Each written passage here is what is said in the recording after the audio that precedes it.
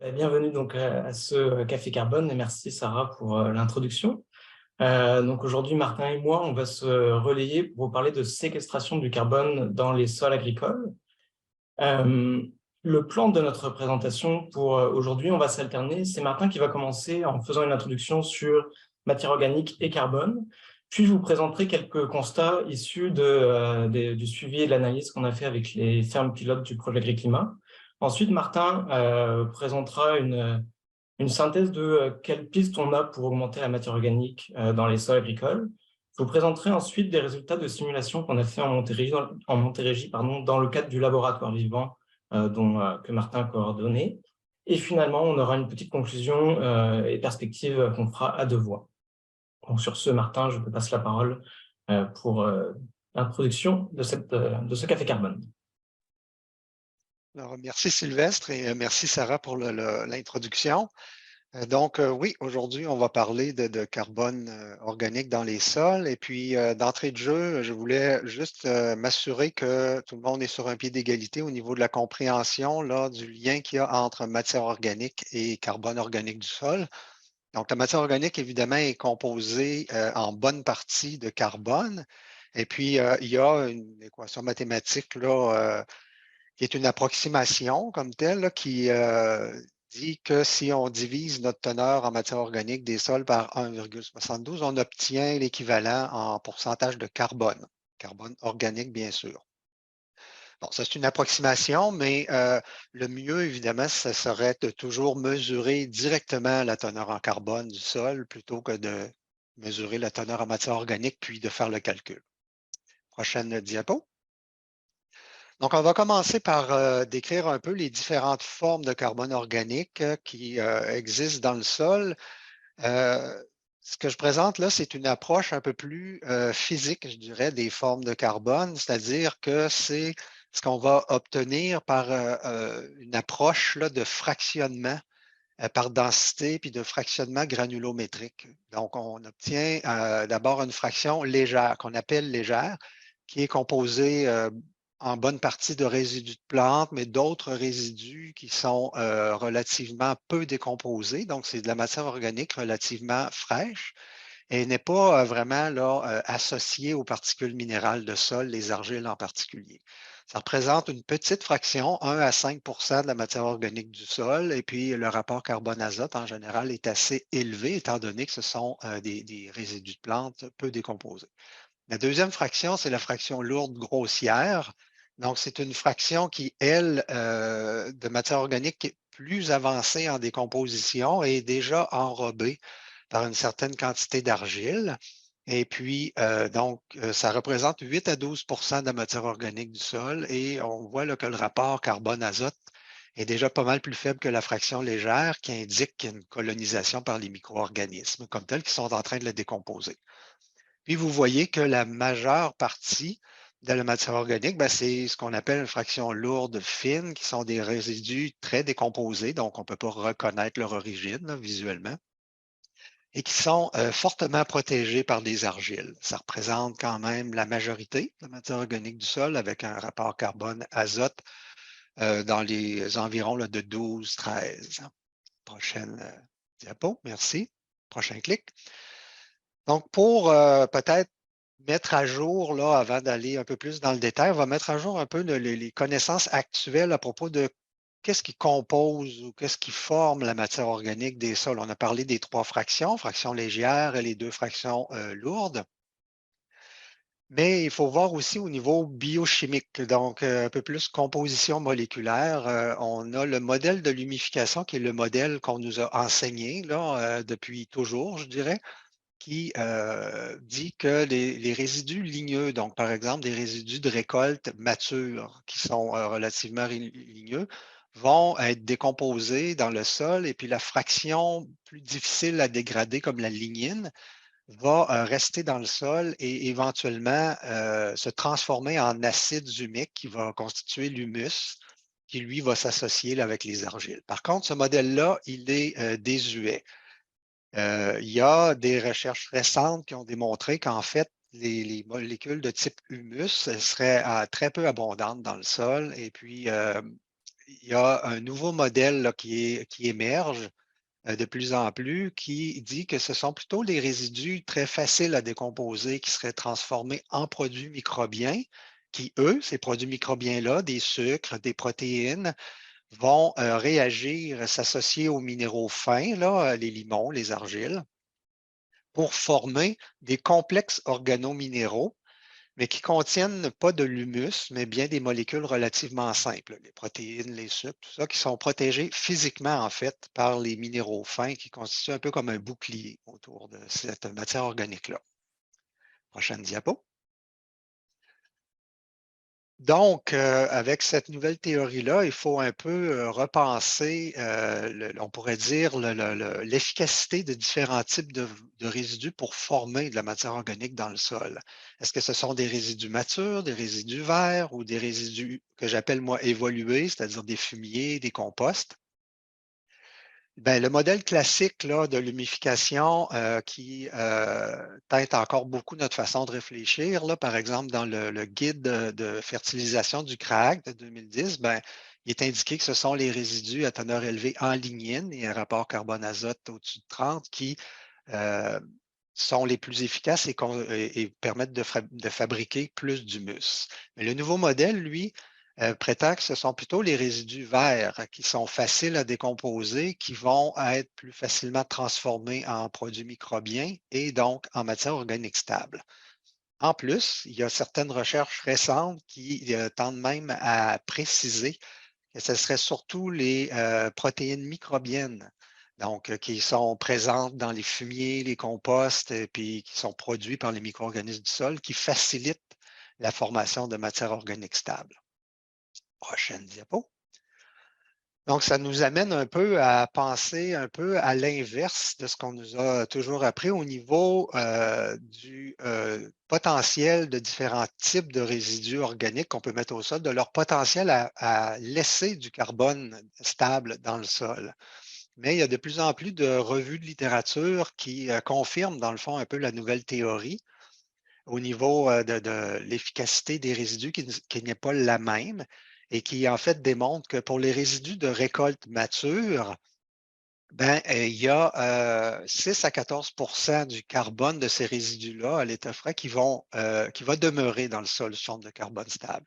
Alors que des produits plus décomposables comme les fumiers, ben, eux vont laisser davantage, 12 à 23. Donc, on passe du simple au double. Et les racines, notez, là, 45. Donc, ce seraient les racines qui constituent un peu le summum en termes de matière organique efficace pour former du carbone stable dans le sol. Pour les cultures de couverture, je mets une note ici. Il n'y a pas autant de données dans la littérature, donc c'est un peu difficile pour l'instant d'avoir des chiffres précis. Mais j'ai l'impression que ça va se situer à quelque part entre les résidus de récolte et les fumiers, peut-être un peu plus près des fumiers. Prochaine diapo. Donc ça, c'est pour les formes de carbone dans le sol, mais il faut voir aussi la dynamique un peu du carbone. La dynamique du carbone ou la teneur en matière organique, dans le fond, de vos sols, c'est un équilibre, dans le fond, entre les apports, qui sont surtout les résidus de récolte, les résidus végétaux, les fumiers, les composts qu'on peut appliquer, et l'activité microbienne qui va se nourrir finalement de ces apports-là et va en décomposer et en minéraliser une partie qui va être retournée sous forme de CO2. Donc, quels sont les facteurs? On a parlé là, justement des différents résidus qui peuvent former de la matière organique. Maintenant, on va parler un peu plus aussi de minéralisation de ce carbone-là dans les sols, donc de son retour vers l'atmosphère. Il faut comprendre que la matière organique, ben, c'est la nourriture de la majorité des micro-organismes du sol. Prochain clic. Mais la vitesse à laquelle ils vont minéraliser la matière organique pour s'en nourrir dépend de facteurs aussi environnementaux. Ça dépend en bonne partie d'une bonne aération. C'est-à-dire, par exemple, dans les zones humides, comme les zones plus marécageuses, les tourbières, ben, on a très faible aération en général et ce sont des milieux très propices à l'accumulation de matière organique et de carbone comme tel. Par contre, les zones bien drainées, ou aussi plus sableuses, là, qui se drainent naturellement plus facilement, sont plus favorables, elles, à la minéralisation parce qu'elles ont un meilleur état d'aération en général. Il y a la température du sol qui est très importante aussi. Évidemment, plus c'est chaud, plus la minéralisation est rapide, mais c'est modulé tout ça en fonction de la pluviométrie. Donc, ça, on revient en lien un peu avec l'état d'aération du sol. C'est-à-dire que pour les endroits très secs, donc où la pluviométrie est faible, ben, il y a peu de décomposition. La minéralisation est retardée, l'activité microbienne est retardée par manque d'eau. Dans les zones d'humidité moyenne, ben, on a en général des sols qui sont la plupart du temps bien aérés et là, on obtient une vitesse maximale pour une température donnée. Et dans les endroits où l'humidité est très élevée, ben, on l'a dit tout à l'heure, les zones humides, par exemple, ou là où il y a beaucoup de précipitations, ben, ça peut nuire à l'état d'aération du sol et ralentir la minéralisation. Donc, par exemple, pour l'Est du Canada, ben, on est en climat relativement humide et frais.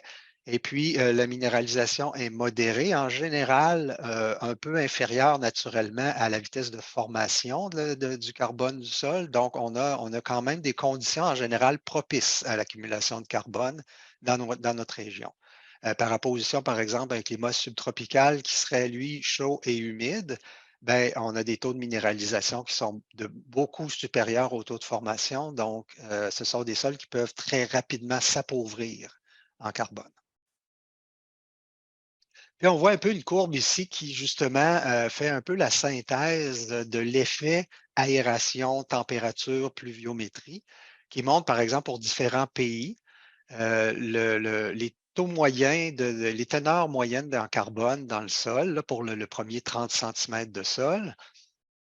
Et puis, on voit là, à l'extrême droite, le Canada, lui, la valeur est un peu basse pour le Canada parce que c'est une valeur moyenne entre l'Est et l'Ouest. Puis vous allez voir un peu plus tard dans la présentation qu'il y a une grande différence entre l'Est et l'Ouest. Pour l'Est du Canada, ce qui nous concerne, on serait un peu plus près là, des données de la Russie comme tel, donc des teneurs en carbone là, qui varient grosso modo entre 80 et 120 tonnes de carbone à l'hectare.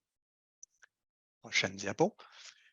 Donc, la minéralisation ou la décomposition de la matière organique, ben, il y a différents facteurs qui l'influencent aussi, des facteurs liés aux pratiques culturelles. Donc, il y a l'intensité du travail du sol qui est quand même assez bien connue. Et récemment, Marc-Olivier Gasser a montré là, que justement pour des données là, du Québec, plus l'intensité mécanique, on pourrait dire, là, de travail du sol est élevée, ben, moins il y a de matière organique dans un sol. Donc, ça veut dire que le travail, l'intensité du travail du sol active la décomposition, la minéralisation, surtout parce que ça augmente l'aération dans le sol. Par exemple, ben, une déchaumeuse va vraiment pulvériser les agrégats de sol et aérer beaucoup et va avoir un effet de minéralisation plus grand qu'un chisel, par exemple, qui va beaucoup moins affecter la structure et beaucoup moins causer d'aération du sol en surface. Mais il y a un autre aspect à retenir, c'est la fréquence du travail du sol. Euh, des, des publications récentes là, de Maillard et collaborateurs en 2016, d'Amour et collaborateurs en 2021 ont montré que dans les rotations qui incluent une phase de prairie, donc un certain nombre d'années dans la rotation à ce moment-là où il n'y a pas de travail du sol, euh, le taux d'augmentation de matière organique est plus grand. C'est sûr qu'il y a l'effet de la culture comme tel, le fait d'avoir des plantes pérennes, mais il y a aussi un effet que le travail du sol, s'il est fait dans les cultures, les années de culture annuelle, ben, est moins fréquent dans les rotations qui incluent des prairies. Prochaine diapo.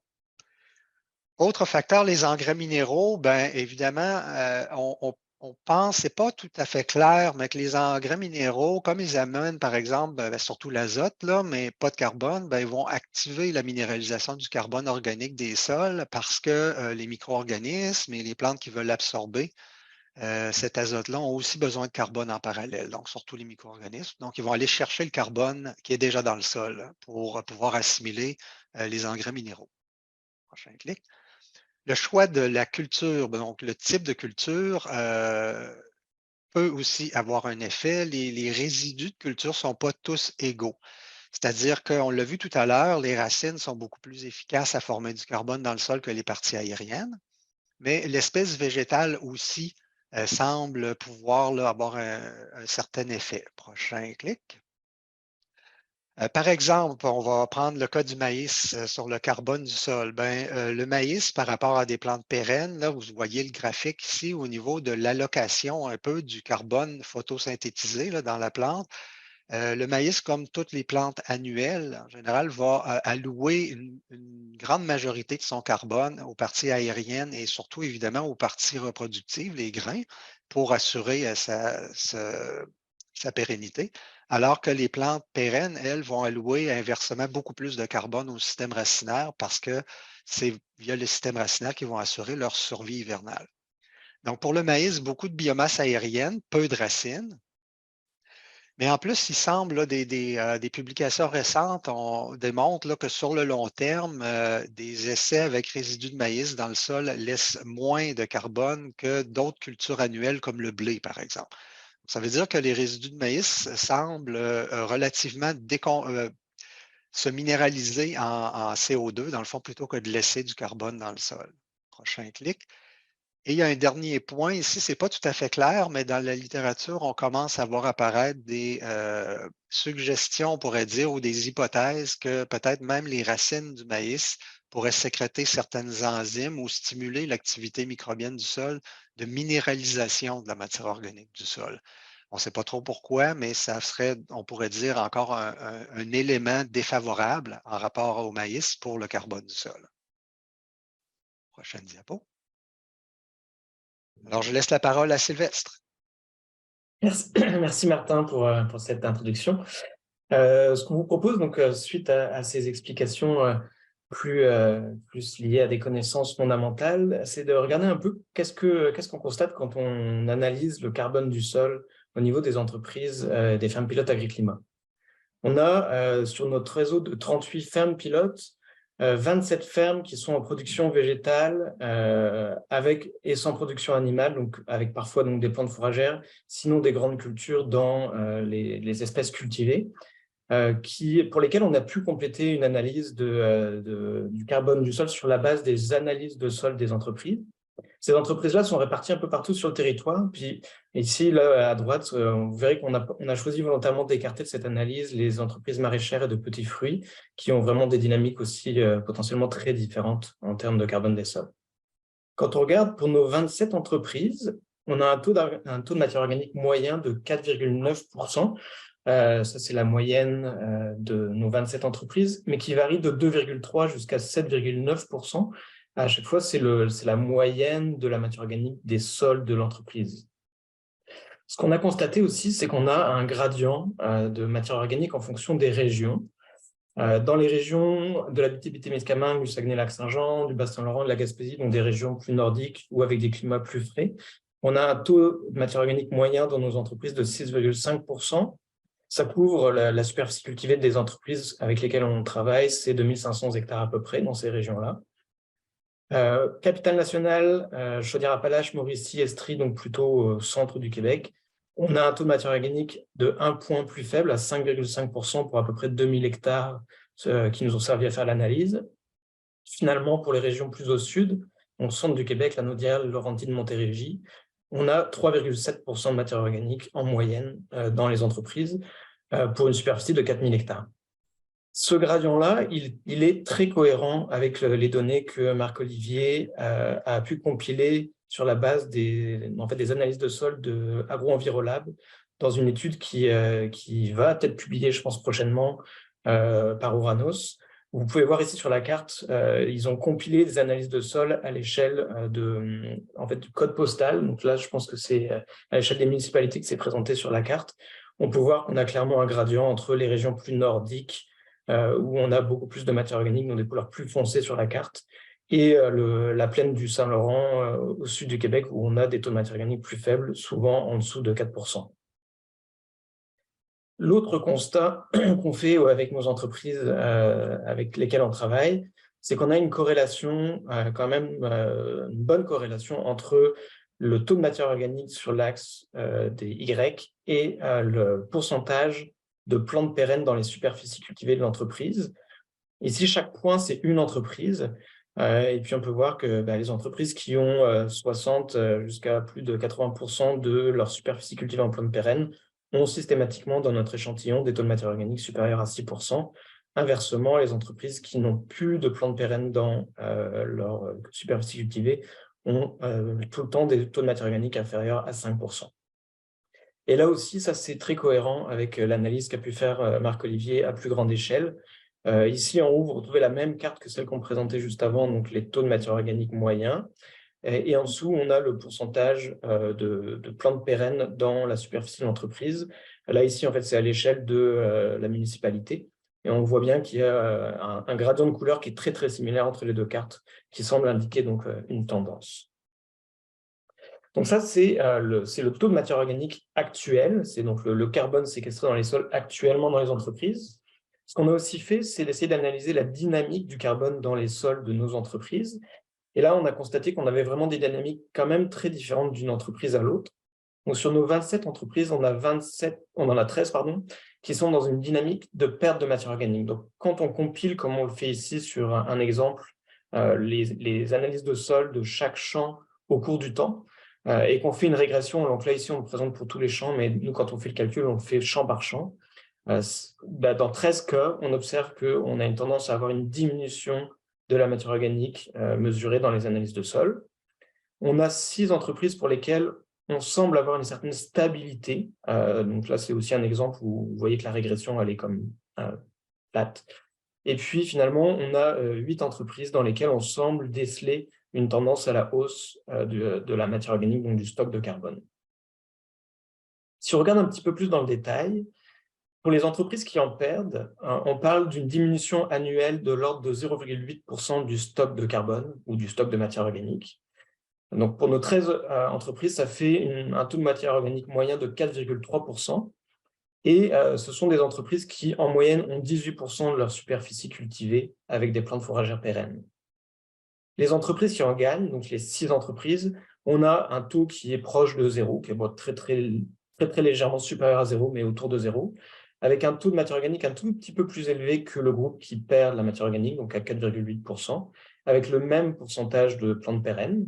Et puis le groupe qui gagne de la matière organique, donc on a 8 entreprises, eux, on parle d'un gain de 0,3% annuellement de stock de carbone, et on parle d'un taux de matière organique actuellement à 6,3%. Donc, c'est aussi un groupe qui actuellement semble avoir un peu plus de matière organique dans ses sols. Et là, on voit par contre que la superficie cultivée en moyenne dans ces entreprises-là en plantes fourragères pérennes, c'est 55% de la superficie de l'entreprise. Donc, il semble quand même y avoir une tendance à ce que les entreprises qui ont plus de plantes pérennes ont peut-être plus de facilité à être dans une dynamique de gagner du carbone.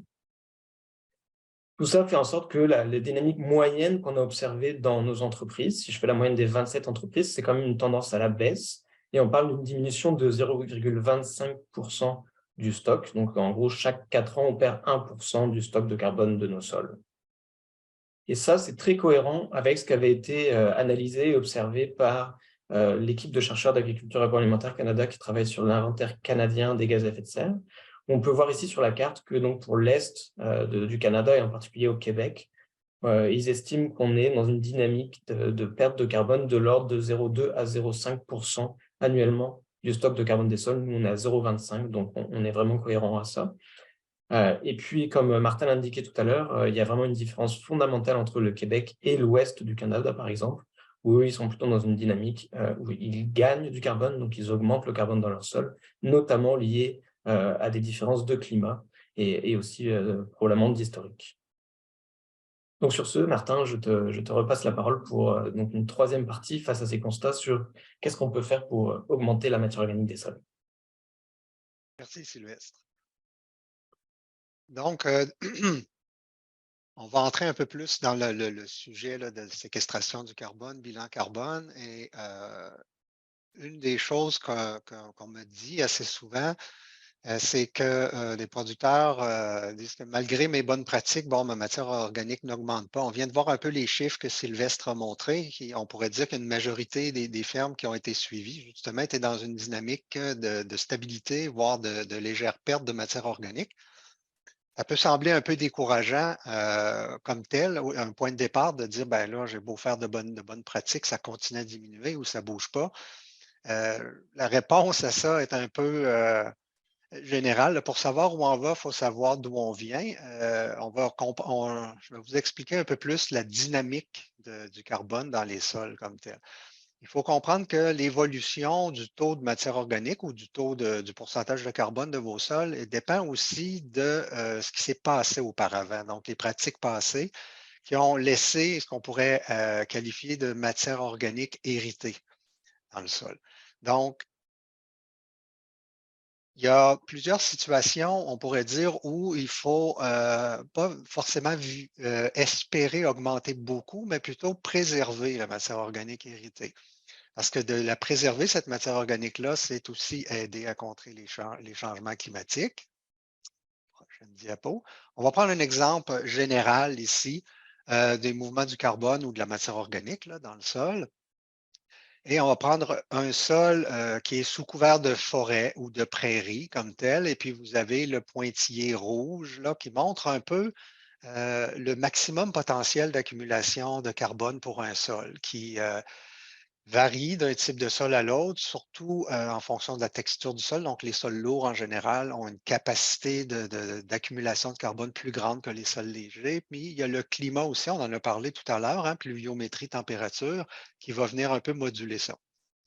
Si on a un sol sous prairie permanente ou sous forêt, on est dans une situation la plus favorable à l'accumulation de carbone en termes d'occupation du sol comme tel par la végétation. On met en culture annuelle, par exemple, ce sol-là, et vous voyez qu'il va y avoir une diminution progressive qui peut durer plusieurs décennies, voire plus d'un siècle, où on va perdre la matière organique avant d'atteindre un nouvel équilibre associé aux pratiques du moment. À partir du moment où on est à l'équilibre et qu'une pratique bénéfique est ajoutée là, à l'itinéraire agronomique du producteur, ben, on peut avoir une hausse justement de matière organique un peu plus rapide les premières années. Ensuite, ça ralentit tranquillement pour atteindre un nouvel équilibre qui, lui, est toujours fonction de la texture et du climat, mais fonction aussi de la pratique choisie qui ne sont pas toutes égales, en fait. On va le voir dans la prochaine diapo.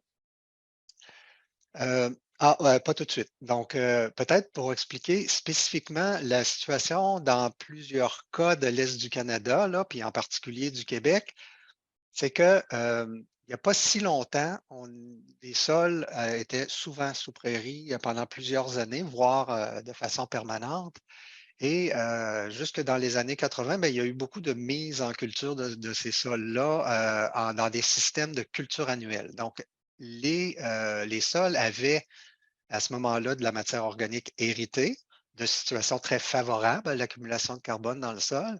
Et lorsque c'est mis en culture, par exemple, pour cultiver céréales, maïs, soya en rotation, donc toujours en annuel, mais là, on a une perte de cette matière organique-là jusqu'à atteindre un certain équilibre. Mais comme vous voyez dans la courbe, on n'est pas encore on n'a probablement pas encore atteint l'équilibre dans la plupart des cas. On est encore en situation de baisse. Prochaine diapo. Donc, est-ce qu'on peut corriger un peu ce phénomène-là? Est-ce qu'on peut augmenter la matière organique des sols? Bien, il y a trois options possibles comme telles pour l'augmenter. La première, c'est, on pourrait appeler ça d'augmenter la photosynthèse dans le champ, soit par en augmentant la couverture végétale sur une meilleure superficie ou le plus longtemps possible au cours de l'année.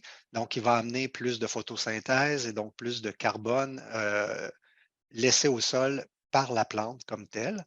Le deuxième levier, c'est les apports externes. Donc, tous les apports de fumier, de compost, etc., que vous apportez au sol vont évidemment apporter de la matière organique qui va laisser une certaine quantité de carbone dans le sol.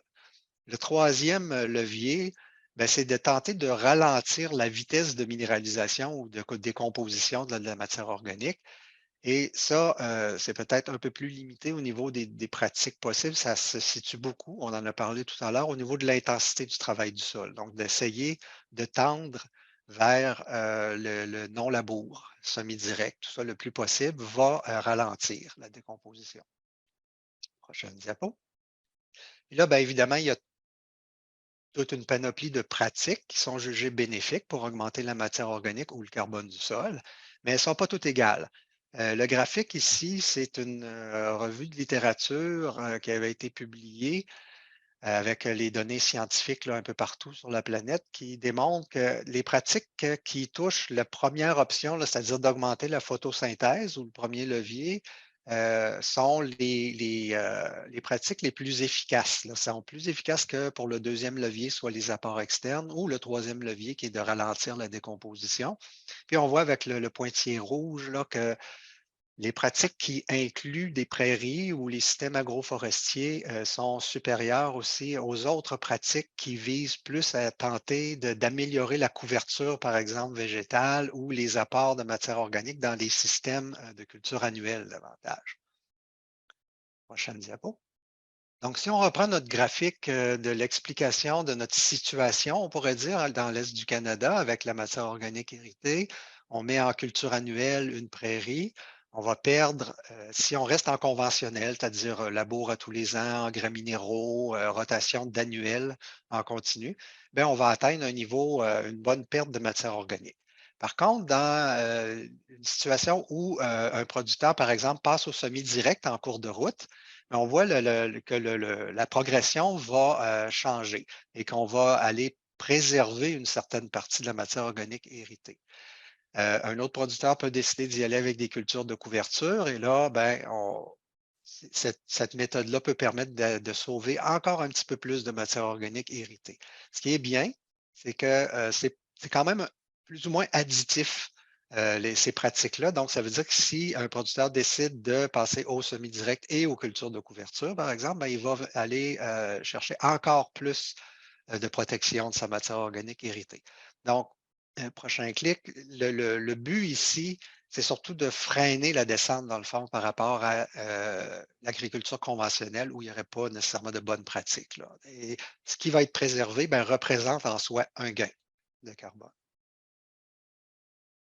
Pour les sols sableux, petite parenthèse, il y a un défi particulier. Hein. On a vu au début de la présentation que les argiles jouent un rôle très important dans la protection de la matière organique dans les sols. Ben, on pourrait dire que les sols sableux souffrent un peu d'un manque d'argile. Donc, une moins bonne protection physique de la matière organique du sol, qui à ce moment-là est donc plus facile à décomposer, mais aussi plus difficile à accumuler comme tel. Avec les changements climatiques, ça pourrait se compliquer parce qu'on s'attend évidemment à un réchauffement, donc à ce que la matière organique se minéralise plus vite. La morale là-dedans, ben, c'est de tenter par tous les moyens de protéger la matière organique héritée ou de l'augmenter si c'est possible. C'est la meilleure police d'assurance pour maintenir une bonne fertilité à long terme. Prochaine diapo. Ben, je te laisse la parole, Sylvestre. Merci, Martin. Mais pour la quatrième partie de cette présentation, on voulait vous présenter des travaux qu'on a fait avec Guillaume Gégaud, qui est chercheur à Agriculture Canada, un collègue de Martin, avec un modèle de culture qui s'appelle STIX, qui est donc un modèle qui permet de simuler à la fois sur du long terme, mais à un pas de temps quotidien, l'impact des pratiques culturales sur la croissance des plantes et notamment sur le carbone du sol. C'est un modèle que Guillaume et plusieurs collègues d'Agriculture Canada développent et adaptent aux conditions du Québec depuis quand même plus d'une dizaine d'années et qui commence pour lequel on commence à avoir quand même un bon niveau de confiance sur les résultats qu'on obtient. On l'a utilisé, ce modèle, dans le cadre du laboratoire vivant que Martin coordonnait, donc au lac Saint-Pierre, avec des entreprises du nord de la Montérégie. Le point de départ, c'est que ces entreprises-là, c'était des entreprises qui mettent en œuvre beaucoup de bonnes pratiques justement de gestion des sols, donc du semi-direct, des cultures de couverture, des rotations diversifiées, et pour lesquelles on obtenait des résultats qui étaient parfois surprenants hein, quand on analysait la dynamique du carbone de leur sol, c'est-à-dire que malgré toutes ces bonnes pratiques, c'est ce que expliquait Martin tout à l'heure, on constatait quand même parfois une baisse de la matière organique. Donc, avec ces producteurs-là, ce qu'on a fait, c'est qu'on a fait des simulations de leurs pratiques culturales, mais aussi de pratiques culturales différentes de ce qu'ils font, soit potentiellement qui permettraient d'améliorer le carbone des sols, soit inversement, qui, on pourrait s'attendre, dégraderait le carbone des sols pour regarder ce que ça donnerait sur 100 ans et pour voir si on était capable de comprendre ce qui se passait. Et donc, ce que je vais vous présenter, c'est les résultats de simulations qu'on a fait avec ces producteurs sur une période de 100 ans pour regarder l'effet à long terme, en particulier des cultures de couverture à l'échelle du champ. Pour ces simulations-là, on n'a pas considéré le changement climatique. On l'a fait avec les producteurs, mais je ne vous le présenterai pas aujourd'hui. Donc là, ce qu'on a fait, c'est qu'on a travaillé avec le climat historique donc de 2001 à 2017, donc une quinzaine d'années climatiques, qu'on a répété de manière aléatoire pendant 100 ans. Et pour les fins de l'exercice, ce que je vais vous présenter, c'est des résultats qu'on a obtenus pour 3 types de sols qui sont très différents. Le premier, c'est un sol limono-argileux de la série Saint-Ours. Donc, on a 20% d'argile, 5% de limon. C'est un sol qui a un taux de matière organique actuellement autour de 4,4% et dans lequel la dynamique qu'on observe, c'est une tendance à la hausse. Le deuxième sol, c'est un sol qui est vraiment du sable fin, avec très très peu d'argile, 4% d'argile, 10% de limon, donc c'est majoritairement du sable. On a un taux de matière organique très faible à 2%, et la dynamique qu'on observe chez le producteur, c'est une certaine stabilité autour de 2%. Et finalement, un dernier type de sol, qui est un sol assez particulier, mais qu'on retrouve assez fréquemment au nord de la Montérégie, qui est un sol sable fin, mais qu'on appelle humifère, c'est-à-dire qu'il y a un très fort taux de matière organique. Donc, quand tout à l'heure, Martin parlait de matière organique héritée, ben, on est typiquement dans ce cas-là, où c'est une matière organique qui probablement provient il y a plusieurs décennies, voire centaines d'années, où ces sols-là n'étaient pas cultivés et où c'était soit un milieu humide, soit une forêt. Donc, on a un très fort taux de matière organique dans un sol, donc 9%, dans un sol dans lequel on a 15% d'argile et 16% de limon, et où dans lequel, par contre, on observe une dynamique à la baisse. Donc, ce qu'on a fait, si on prend pour commencer la présentation, on a commencé par regarder pour le sol, le limono-argileux de la série Saint-Ours, donc pour mémoire était à 4,4%. On a regardé avec le modèle qu'est-ce qui se passerait si le producteur faisait une rotation maïs-soya, avec des travaux de sol chaque année à 20 cm avant semis, plus une reprise et puis une fertilisation minérale uniquement. Et ce que nous donne le modèle, ici, l'axe des X, c'est le temps, l'axe des Y, c'est le taux de matière organique. On voit qu'on part de 4,4%, puis le modèle prédit qu'on va avoir une diminution de la matière organique pendant 25 à 30 ans jusqu'à atteindre une certaine stabilité, un tout petit peu au-dessus de 4%. Donc, avec cette rotation-là, on devrait observer une diminution de la matière organique. Ce qui est intéressant avec un modèle, c'est qu'on peut tester plein de pratiques différentes. Donc, vous allez voir, on a ensuite regardé qu'est-ce qui se passerait si on gardait la même rotation, mais on ferait juste du semi-direct. Puis là, on observe un peu ce que Martin expliquait tout à l'heure, qui était observé dans la méta-analyse à l'échelle mondiale. Ce qu'on observe, c'est que si on substitue du travail du sol par du semi-direct, on va avoir quand même une diminution dans les premières années, mais ensuite, on va finir par avoir un petit effet de l'arrêt du travail du sol qui va ralentir la minéralisation, qui va faire en sorte qu'on va regagner un petit peu de matière organique dans ce sol, mais on va rester toujours avec une dynamique au total un petit peu à la baisse. Maintenant, si on introduit une fertilisation organique, en plus de la fertilisation minérale, donc on apporte chaque 2 ans du lisier avant le maïs, là on peut voir qu'avec l'apport de matière organique, on est capable d'inverser la tendance. Au lieu d'avoir une baisse, on va avoir une augmentation du taux de matière organique. Donc, on va passer de 4,4, 4,5 jusqu'à un taux de 5% de matière organique. Mais je vous invite ici quand même à regarder le temps, c'est-à-dire que là, ça se fait sur 100 ans. Le gain de 0,5% de matière organique à peu près, il s'est fait sur une centaine d'années. Donc, on parle vraiment de long terme. Ensuite, on a testé, on enlève les fumiers, mais on met des cultures de couverture. Ici, on a testé un radis en intercalaire du maïs. Donc, on fait le maïs, on sème à peu près un mois après le semis du maïs ou la plantation du maïs, on sème un radis intercalaire qui reste présent après la récolte du maïs et puis qui va être là, qui va couvrir le sol en hiver jusqu'à la culture du soya. Et là, ce qu'on voit, c'est la courbe mauve. Vous voyez que c'est vraiment intermédiaire, c'est-à-dire que le radis intercalaire en tant que tel va nous permettre de stabiliser la matière organique, mais n'amène pas à un gros gain. C'est sûr qu'on parle d'une petite biomasse. Là, ici, on parle de biomasse aérienne. C'est sûr qu'il y a aussi des racines. Mais là encore, ça rejoint un petit peu ce que présentait Martin tout à l'heure par rapport au type de résidus et aux quantités, donc en termes de dynamique. Ensuite, on s'est dit, est-ce qu'on pourrait complexifier la rotation puis rajouter un blé d'automne?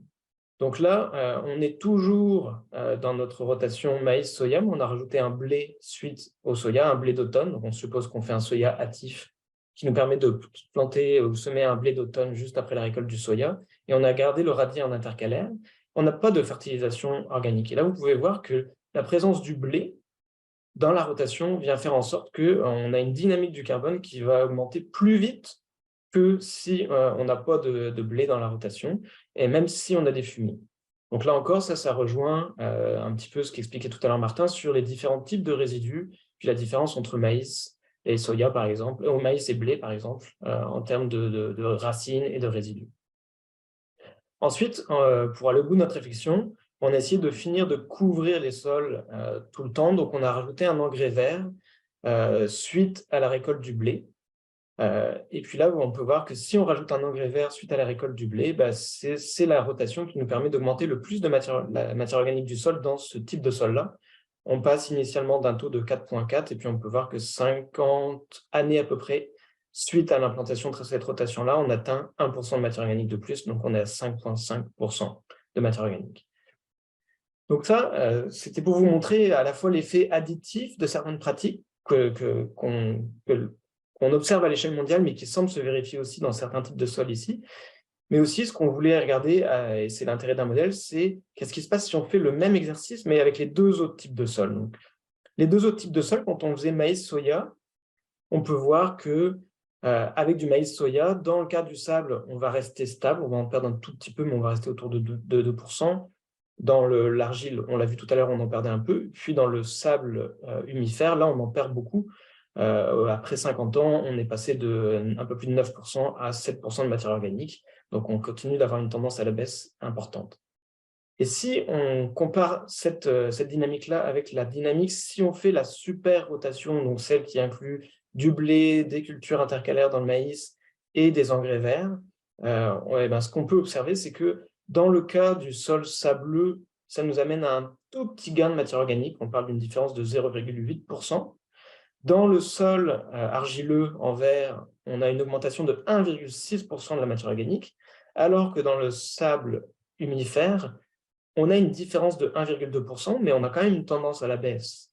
C'est-à-dire que même les meilleures pratiques n'ont pas permis d'arrêter de perdre de la matière organique dans ce sol-là. Et ça, pour moi, ces graphiques-là sont vraiment illustrent la complexité qu'on a au Québec à prédire l'impact d'une pratique sur la dynamique du carbone d'un sol, puisque ici, ça vous illustre bien qu'avec trois types de sols complètement différents, on a quand même des dynamiques et des gains potentiels de matière organique qui sont très différents, alors qu'on parle des mêmes pratiques et du même climat. D'où la complexité qu'on a au Québec d'essayer de dire, si tu fais telle pratique, alors tu peux t'attendre à séquestrer tant de carbone, puisque ça va dépendre à la fois de la matière organique héritée, donc du passé du champ, de la texture du sol, et il faudra ajouter à ça le climat. C'est-à-dire ça, c'est des simulations qu'on a fait avec le climat de la Montérégie. Si je faisais les mêmes simulations au lac Saint-Jean, j'aurais probablement des résultats différents. Donc voilà, ça fait un peu le tour pour cette partie-là. Ça nous amènerait donc à notre dernière partie. On voulait juste dresser quelques conclusions et puis aborder quelques notions en termes de perspective sur qu'est-ce que ça signifie quand on pense au bilan carbone des entreprises et même à l'objectif de carboneutralité. Sur ce, Martin, je te repasse la parole. Merci Sylvestre. Donc, comme Sylvestre vient de le dire, la dernière section, c'est surtout d'apporter un peu des éléments de réflexion justement à toute la complexité, là, comme Sylvestre vient de le montrer, du système sol-plante là, et des pratiques sur le carbone organique du sol. Vous avez certainement, pour la plupart, entendu parler du fameux objectif de 4 pour 1000. Ici, vous avez là l'article à l'origine de cette proposition-là qui a été publiée en 2017, qui a vraiment créé un peu une onde de choc dans la communauté scientifique, puis qui continue et qui prétendait, dans le fond, qu'on pourrait contrer les changements climatiques en augmentant la teneur de carbone, la teneur en carbone organique des sols de, dans le fond, 0,4 par année, ce qui équivaudrait à peu près à 0,7 de matière organique. Ils ont fait des calculs, évidemment, sur l'ensemble des sols de la planète. Si sur 2 mètres d'épaisseur, on augmentait le taux de matière organique de cette façon-là, 0,4 ben, on annulerait les émissions liées à toutes les activités humaines sur une base annuelle. Évidemment, ça ne pourra pas arriver parce qu'il y a beaucoup de sols qui ne sont pas gérés comme tels. Mais si on se limitait, par exemple, au premier mètre des sols agricoles, quand il y a évidemment au moins un mètre de dépôt meuble, ben, on annulerait quand même environ là, entre le quart et le tiers des émissions liées aux activités humaines. Donc, c'est ce qui a un peu allumé la mèche, je dirais, puis la réflexion là, autour de ces possibilités-là. Mais il y a un mais. Prochaine diapo. Les sols agricoles ne sont pas tous égaux dans le sens où euh, quand on regarde un peu davantage sur le potentiel des sols à pouvoir séquestrer 0,4 de carbone, on se rend compte que c'est surtout les sols qui contiennent 50 tonnes de carbone à l'hectare ou moins, ce qui équivaudrait à peu près là, à un taux de matière organique de 2,5 dans le premier 30 cm de sol. Ces sols-là, avec moins de 50, donc moins de 2,5 de matière organique ou moins de 50 tonnes de carbone à l'hectare, ont une grande capacité pour répondre au concept de 4 pour 1000 si on implante des bonnes pratiques. Le problème chez nous, c'est que vous voyez sur le graphique un peu la barre pointillée rouge démontre un peu les sols sur la gauche qui sont inférieurs à 50 tonnes de carbone à l'hectare et sur la partie droite, ceux qui ont plus de 50 tonnes de carbone. Et la courbe rouge, elle, montre un peu le potentiel que ces sols-là ont pour pouvoir séquestrer 0,4 de carbone à l'hectare par année. Les sols de l'Est du Canada, ben, en général, comme on l'a vu tout à l'heure, ont des conditions climatiques, mais aussi un passé récent agricole là, qui était favorable à des hauts taux de matière organique. Donc, souvent, on est au-dessus déjà de 2,5 de matière organique. Donc, ça indique que ces sols-là ont probablement une faible capacité de pouvoir accumuler pendant plusieurs années le 0,4 de carbone à l'hectare, etc. Et qui donc, il faut vraiment réfléchir dans une dynamique de conservation de la matière organique héritée en ce qui nous concerne. Prochaine diapo. Et puis, ben, je laisse la parole à Sylvestre pour conclure. Oui, mais en fait, juste peut-être pour faire du pouce aussi sur ce que tu dis, Martin, c'est que les situations où nous, on observe des taux de matière organique très faibles sont aussi souvent des situations où on a des sols avec peu d'argile et donc aussi une beaucoup plus grande difficulté à accumuler de la matière organique.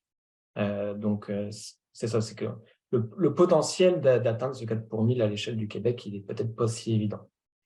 On voulait aussi remettre en perspective qu'est-ce que ça signifie quand on fait le bilan carbone d'une ferme, être dans une dynamique de perdre du carbone ou de gagner du carbone. Puis, pour illustrer, ce qu'on vous propose, c'est de repartir d'une ferme moyenne qu'on utilise souvent, qui est la ferme moyenne de grande culture, qui a été, en fait, pour laquelle on a fait une simulation des émissions de gaz à effet de serre à partir de la description qu'on a fait le CECPA. Donc, c'est une ferme hypothétique qui ferait 165 hectares de maïs, 160 hectares de soya, 37 hectares de céréales et 2 hectares de canola. Et quand on calcule les émissions de cette ferme sur la base de pratiques moyennes, on arrive à une émission liée aux activités de l'entreprise de 952 tonnes équivalent CO2 par an à l'échelle de l'entreprise, émissions qui proviennent à 61% des sols, donc surtout du protoxyde d'azote des sols, 24% qui provient de la fabrication et de la consommation d'énergie, et 15% qui provient de la fabrication des engrais minéraux. Si on fait le bilan carbone de cette entreprise, donc on ajoute à ces émissions la dynamique au niveau du carbone des sols, si on est dans le cas le plus optimiste d'une entreprise qui serait dans une situation où elle gagne du carbone. Si vous vous souvenez, dans nos 8 entreprises qui gagnaient du carbone, on parlait d'une augmentation de 0,3% par année du stock de carbone. Quand on ramène ça à l'échelle de l'entreprise, ça revient à avoir une séquestration qu'on peut calculer en tonnes équivalent CO2 par an de 460 tonnes, ce qui fait que son bilan serait des émissions de 952 tonnes liées aux activités de l'entreprise, desquelles il faudrait soustraire une séquestration annuelle de 460 tonnes dans les sols, ce qui nous amènerait un bilan autour de 500 tonnes par année en moyenne. Mais inversement, si on est, comme c'est plus souvent le cas, dans une dynamique de perte, et si là on prend la moyenne de la perte qu'on a observée dans les entreprises qui perdent, c'est-à-dire 0,8% du stock perdu chaque année, ça revient à avoir une émission additionnelle de carbone vers l'atmosphère de 773 tonnes, ce qui fait en sorte qu'on a un bilan carbone à la fin de l'entreprise autour de 1725 tonnes.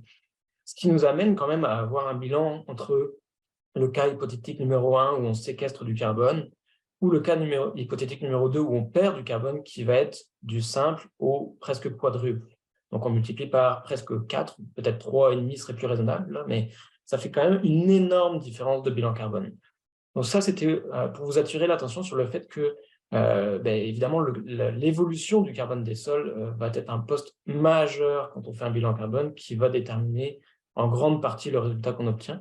Les émissions aussi, évidemment, peuvent varier d'une entreprise à l'autre, mais ça va souvent varier moins que la dynamique du carbone des sols quand on fait un bilan carbone. Et puis, pour conclure, je ne sais pas si c'est nécessaire de vous en convaincre, mais nécessairement, il y a beaucoup d'avantages à adopter des pratiques favorables à la matière organique des sols. Aujourd'hui, on a parlé d'une optique uniquement bilan carbone, séquestration de carbone, mais il y a aussi énormément d'autres co-bénéfices, notamment en lien avec la résilience et l'adaptation au changement climatique, mais aussi en lien avec les performances environnementales des entreprises en général. Donc, clairement, c'est quelque chose qu'il faut qu'on poursuive. Et puis, c'est ça, nous, on essaye de surveiller aujourd'hui toutes les pratiques ou toutes les offres qui peuvent être disponibles pour les producteurs pour les soutenir dans l'adoption de ces pratiques-là. On peut penser par exemple à des programmes de subvention. Vous savez qu'il y a des programmes qui existent pour soutenir les producteurs pour l'adoption des cultures de couverture, par exemple. Il y a aussi la rétribution, qui est un nouveau mécanisme qu'on voit au Québec depuis quelques années à travers le PAD. Il pourrait aussi apparaître des mécanismes liés à des prix différenciés, donc vos acheteurs qui vous offrent un prix différent si vous pouvez justifier que vous avez mis en œuvre des pratiques liées à une agriculture raisonnée ou régénératrice, par exemple. Et finalement, évidemment, la grande question, c'est est-ce qu'un jour, on va avoir des marchés du carbone qui permettront aux producteurs d'obtenir des crédits carbone pour leurs pratiques si elles permettent de séquestrer davantage de carbone dans les sols. On sait a priori qu'il va y avoir un protocole pour reconnaître le carbone séquestré dans les sols au Canada, donc dans le marché réglementé du Canada. Alors, on ne sait pas encore s'il s'appliquera au Québec et théoriquement, il devrait être publié au courant de cette année 2023 selon les dernières informations qu'on a eues d'Environnement et Changement climatique Canada qui travaille à développer ce protocole. Il pourrait y avoir aussi des protocoles à venir sur les marchés non réglementés, mais pour lesquels aujourd'hui, on n'a pas de visibilité. Donc, on vous invite à rester à l'affût et à surveiller justement qu'est-ce qui va être disponible pour continuer d'encourager les producteurs à adopter des pratiques bénéfiques au carbone de leur sol. Sur ce, on vous remercie pour votre attention. Et puis, on remercie encore une fois tous les producteurs et conseillers des fermes pilotes qui nous ont partagé leurs informations, qui ont participé avec nous à toute l'élaboration du bilan carbone et des résultats qu'on a pu vous présenter aujourd'hui. Puis évidemment, je remercie en particulier Martin de s'être prêté au jeu de faire cette présentation avec nous aujourd'hui.